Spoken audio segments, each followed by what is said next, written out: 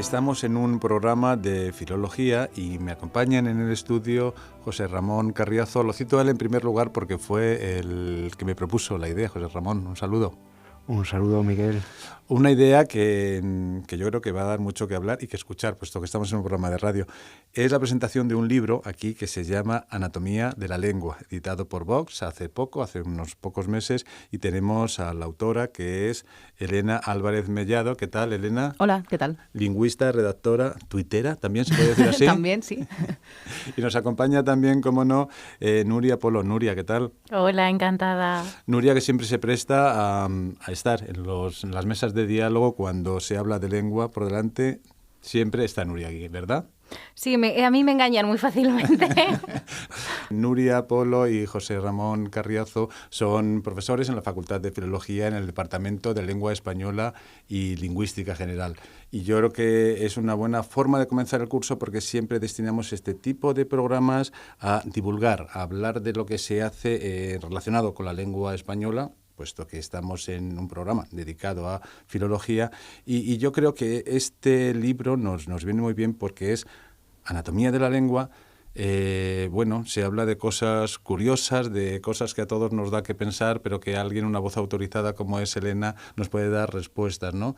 José Ramón, háblanos un poco de este libro. Anatomía es una disección. Bueno, es una disección de la lengua española y es mucho más que eso, es una descripción. Ahora nos dirá Elena, pero yo creo que el título va más por ahí. Ella creo que es descriptiva más que normativista y ahora nos presentará el libro.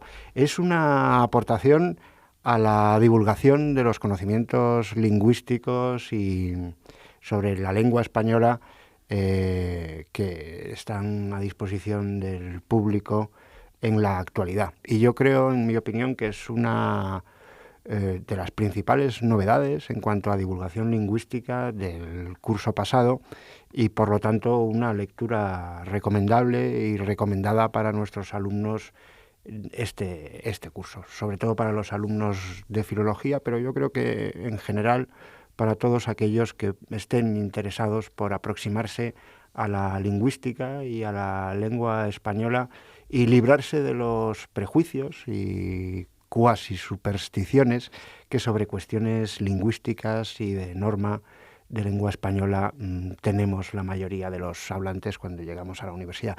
En cualquier caso, Miguel, yo creo que tiene que ser Elena la que nos cuente cómo llegó a este proyecto, cómo este proyecto llegó a las librerías. Yo recuerdo que cuando fui a la Feria del Libro en mayo ya no quedaban ejemplares en la caseta, o sea, fue un éxito en su mismo lanzamiento.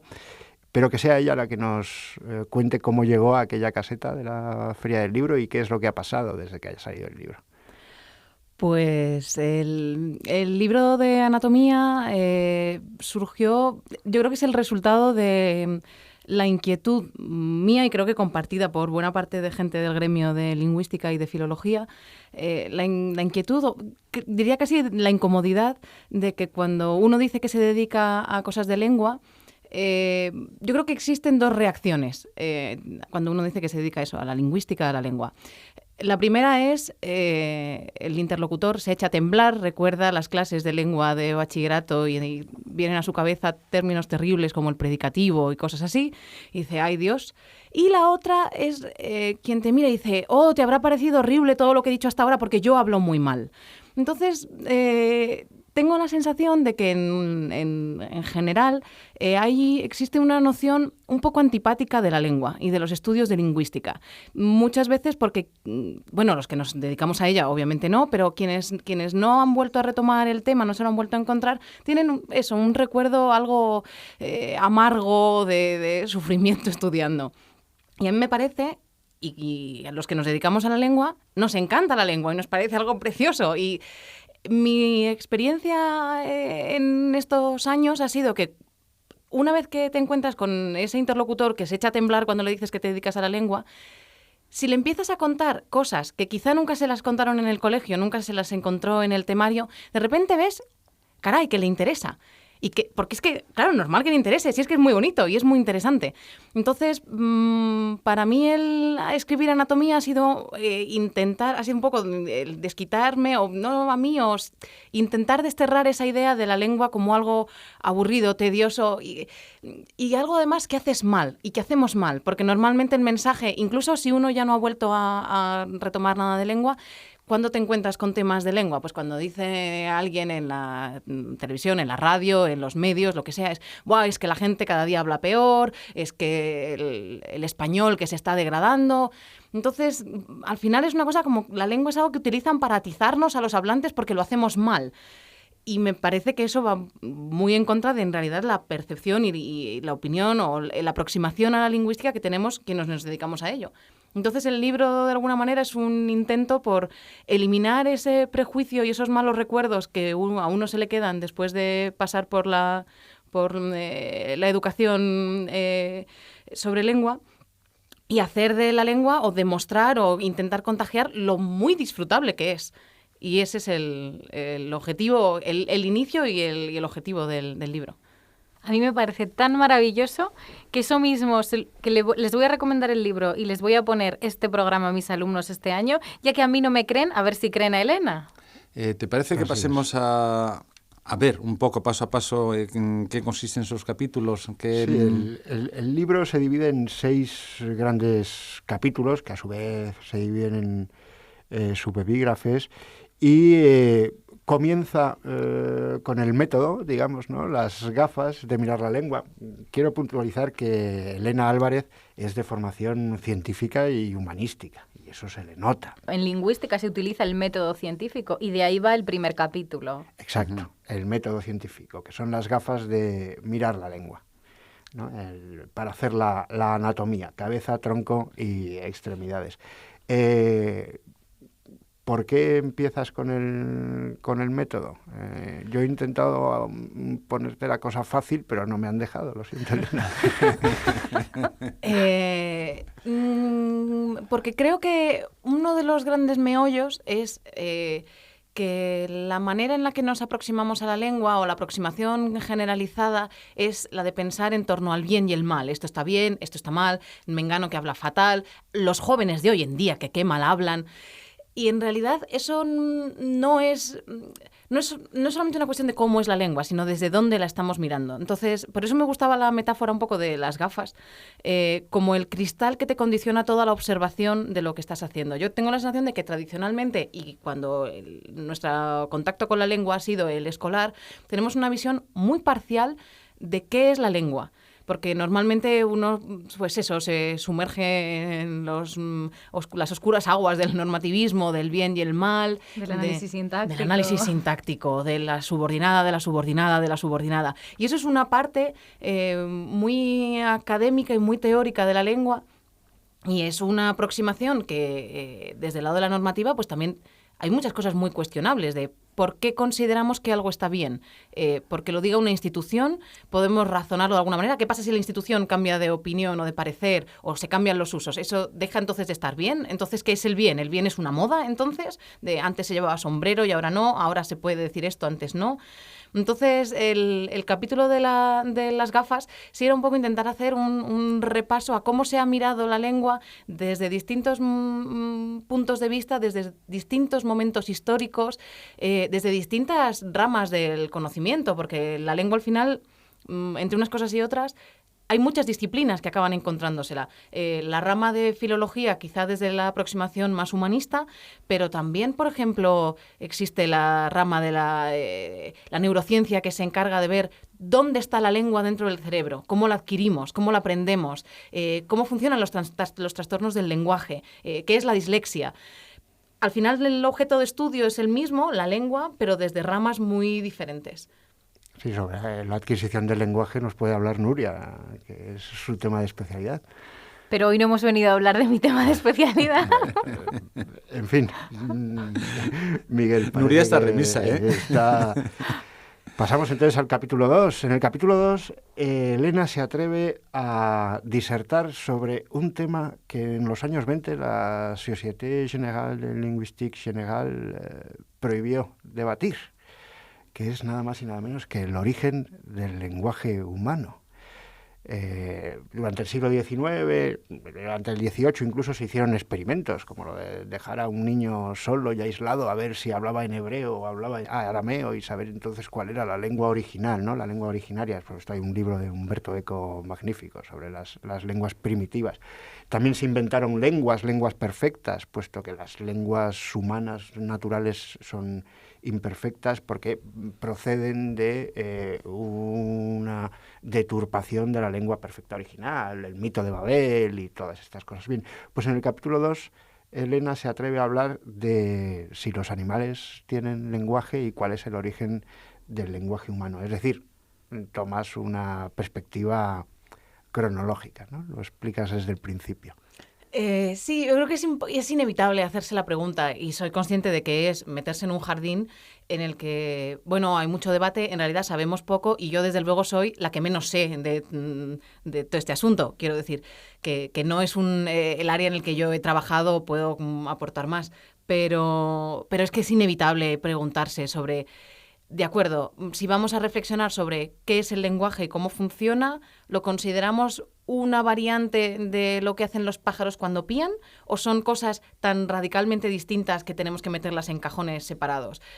¿Hasta qué punto delfines comunicándose o las abejas cuando vuelan y hacen un determinado baile para indicar a las compañeras dónde están las fuentes de néctar? ¿Cuánto se parece eso a lo que nosotros hacemos o lo que estamos haciendo ahora mismo sentados a esta mesa? Y claro, sin querer uno acaba también enfrentándose a pues es el sustrato biológico del lenguaje en nuestro cerebro y si es distinto o no a lo que tienen otros animales, si es una continuación, si es una especialización. En realidad el lenguaje, bueno, existe la aproximación esa muy biologicista, pero por otro lado también sabemos que no existe el gen de la lengua española. Tú adquieres la lengua de quienes te rodean. Y si de hecho naces, tus padres son nativos de un idioma y luego te crías desde pequeño en otro ambiente familiar, con otro idioma nativo, lo que tú adquieres es lo de la gente que te rodea. Entonces es un proceso absolutamente social, pero también sabemos que tiene un enorme sustrato biológico. Y de ahí también los estudios sobre las enfermedades relacionadas con la lingüística. Entonces sí, es un jardín, básicamente. Pero es un jardín tan emocionante que es imposible no meterse. Que además te lleva al capítulo 3, que es el de lo social, lo antropológico y lo cultural, ¿no? La diversidad de las lenguas. Ya en bachillerato yo tuve una profesora magnífica de lengua que ya me habló de esto y yo aluciné inmensamente y que luego en la carrera volví a retomar en la rama de tipología lingüística y que a mí me parece una maravilla. Yo no sé cómo eso no es el centro de lo que estudiamos de lengua en bachillerato, porque es que eso es una preciosidad, que es ver qué rasgos en común tienen idiomas muy distintos para poder encontrar clasificaciones de lenguas que hacen esto, lenguas que tienen género, lenguas que tienen número, lenguas que tienen tiempos verbales conjugados y otros que no, porque el tiempo lo indican de otra manera.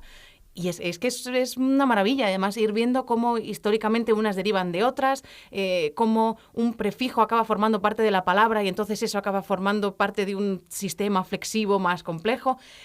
La tipología lingüística a mí me parece el no va más de... Si uno quiere enamorar a alguien de la lingüística, dale tipología lingüística. Hombre, la verdad es que si eso se enseñara en bachillerato o se difundiera un poquito más, la gente tendría una sensibilidad distinta hacia las lenguas, porque al final estamos rodeados del mismo tipo de lenguas, hablamos de los mismos procesos, porque en español, en francés, en portugués, las lenguas que nos rodean, incluso en inglés, sufren las mismas cosas, su tipología es la misma. Entonces, muchas veces tenemos aquí una lengua tipológicamente muy diferente y cercana, como es el euskera, y la desconocemos. Y precisamente ampliar este conocimiento abriría a la gente mucho. Sí, profundizar en tipología te lleva a entregarte al relativismo y saber que en lengua todo es relativo. Exacto. Que el género no es absoluto, que el número no es solo singular y plural, o el género no es solo masculino, femenino y neutro. Hay otros géneros, hay otros números, hay lenguas sin tiempo verbal, hay lenguas sin futuro. El latín perdió el futuro y nosotros venimos de un latín que perdió el futuro por la irrupción del cristianismo, vete tú a saber por qué, pero dejó de poderse hablar del futuro y desapareció el futuro, aunque luego hubo que recrearlo, ¿no? Y crear otro futuro. En medio de toda esta diversidad, que la diversidad y la relatividad lo que nos lleva es a desarrollar la tolerancia Muchas veces ese desconocimiento de lo próximo, diferente, viene por la intolerancia. Nosotros aquí en Lavapiés, ¿no?, tenemos una gran diversidad. Esa misma diversidad de Lavapiés, a algunos vecinos de la villa les produce rechazo, y ese rechazo es intolerancia. La diversidad, el conocimiento de la diversidad, aunque sea somero, nos abre a lo diferente, y la apertura a lo diferente es la tolerancia. Pero esto a Elena le lleva a hablar del castellano, y en el castellano también haces un retrato muy interesante y muy divertido, como esto del libro, del castellano como una lengua de diversidad.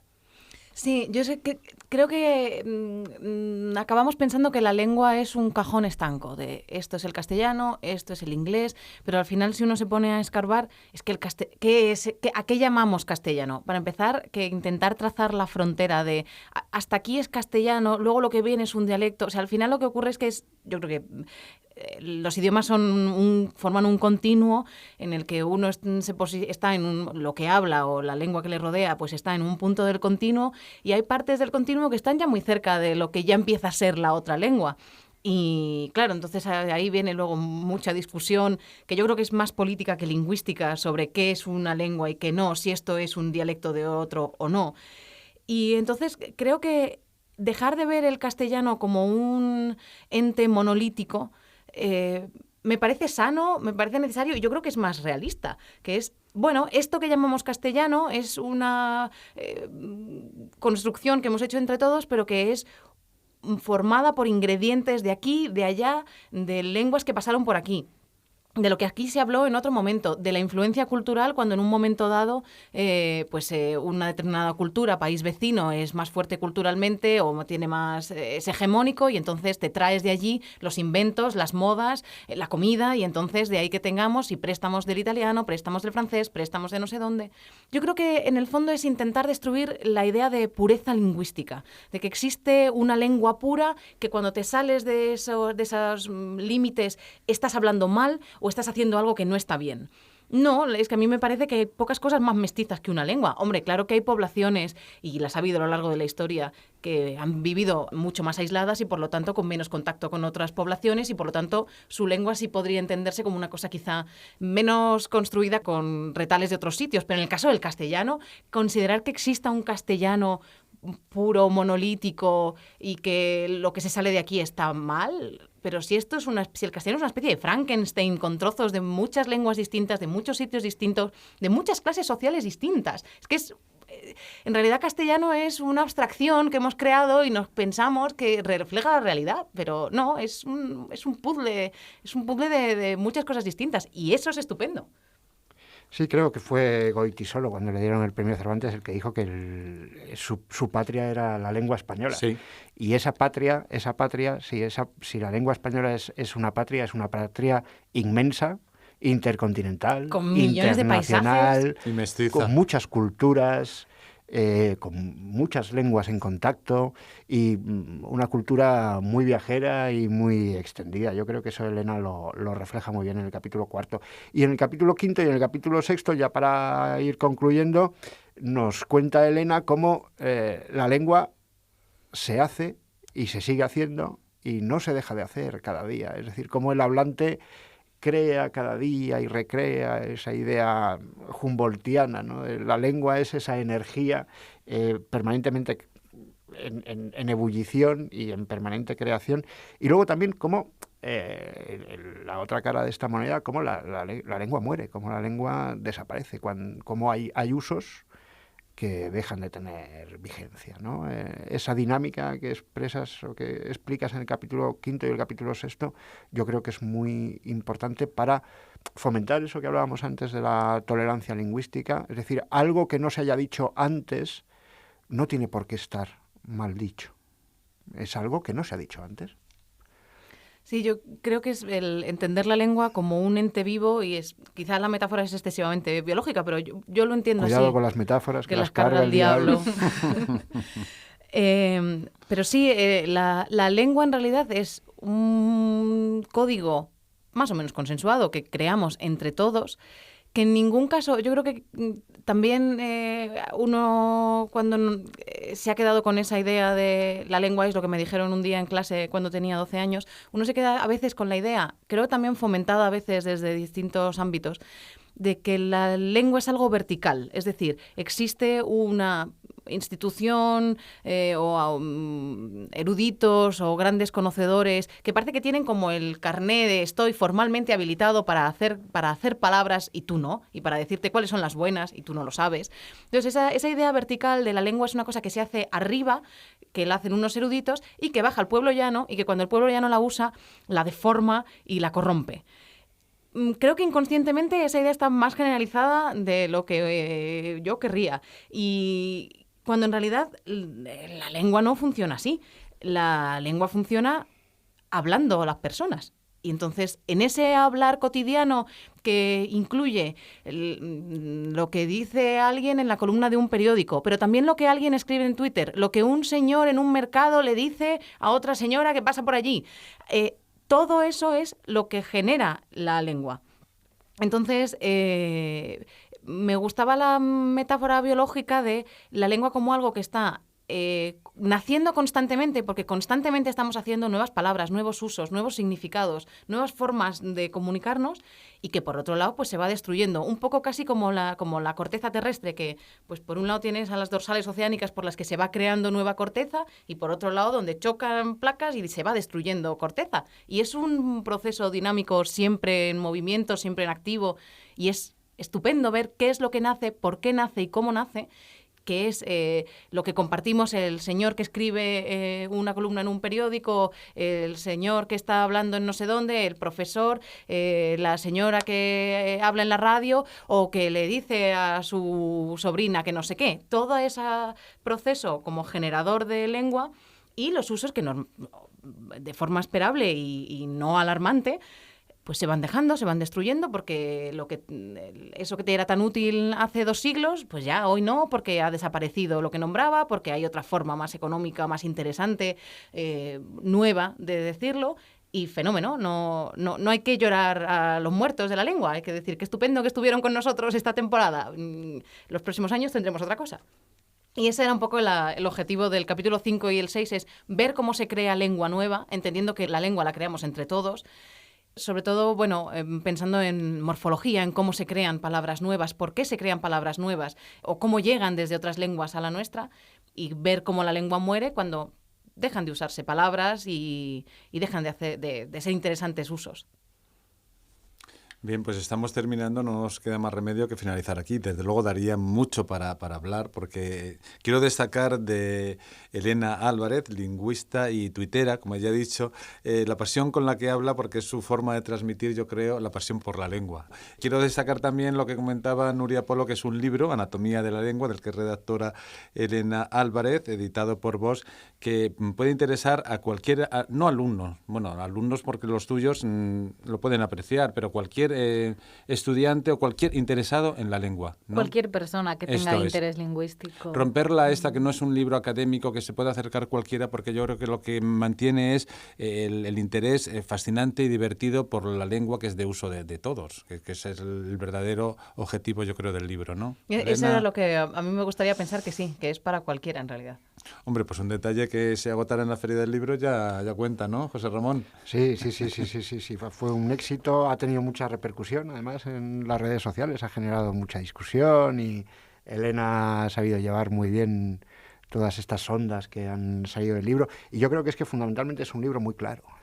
Y esa claridad arroja luz sobre asuntos que no son en absoluto oscuros, pero que sí en la discusión, por la abundancia de los prejuicios y lo que yo antes llamaba supersticiones, sí que hay un cierto oscurantismo sobre cuestiones lingüísticas que Elena deja aquí meridianamente claras. Y yo creo que se comente y que se hable en las redes sociales es un buen indicativo, ¿no, Elena? Porque eso crea debate, es algo vivo y es algo que está continuamente renovándose. El que se hable de un libro de lengua, que parecía, bueno, pues, ¿no? Sí, pero yo creo que en general ha pasado en los últimos tiempos. Hay mucha conversación en torno también a raíz de la divulgación científica. Joder, la gente habla de ciencia. Sí. Qué cosa más maravillosa. Hace unos años hubiéramos pensado que era inaudito que la gente estuviera debatiendo sobre o hablando o interesándose. Pues si lo ha hecho la ciencia, la lengua, ¿por qué no? Es que son temas interesantes que se presentan además de una manera viva, abierta y clara. Yo creo que claro que interesan. A todo el mundo le encanta. Esto es. Pues nada más, muchas gracias por acercaros a este espacio, un espacio de filología en Radio 3 y en canal.uned.es desde la UNED, la Universidad a Distancia, la universidad que os acompaña, y ha sido una idea de José Ramón Carriazo, profesor de Lengua Española y Lingüística General, el mismo departamento en el que está también como profesora Nuria Polo, que nos ha acompañado aquí también en esta ocasión, y con la invitada, que de honor, de lujo hoy, Elena Álvarez, lingüista, y que es redactora del libro Anatomía de la Lengua, editado por Vox, y que recomiendo a todos los interesados en algo tan elemental como la lengua que hablamos. Muchas gracias y espero que haya más ocasiones en encontrarnos aquí. Elena. Muchas gracias. Pues hasta la próxima. Hasta la próxima. Hasta la próxima.